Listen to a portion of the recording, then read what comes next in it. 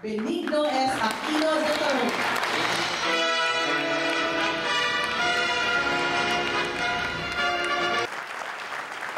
The President of the Republic of the Philippines, His Excellency Benigno Simeon Aquino III. Yung tourist rin, on average, per year.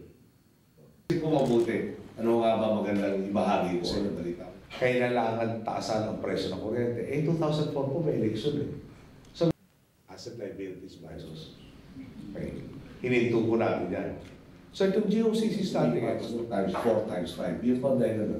Meron mang mag-dus. Nag-release tayo na gano'n. Nag-issue ba ito, papalipat ito mga aeroplano, ay ginagawa pa rin yung lahat na dapat lang. ayos po natin yan. Meron ako tayo ngayon yung tinatawag na Selective Open Skies Policy. Parang kung hindi ako nakakamali 2004, kailangan taasan ang presyo ng kuryente. There's an address. We'll ask Secretary of Defense to give you the numbers.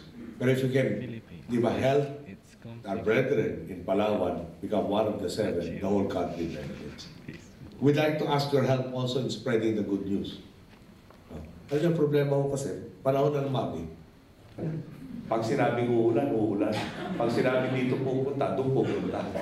Eh, malaking bagay po yung mangingisda na lalabas, nawawagi. Meron siyang dinatnan na pagkakautang na National Food Authority, yung NFA, di mo bababaro sa yung tourist rin, on average, per year. Yung patawalan di umano dito, or yung... Salamat po, Panginoon.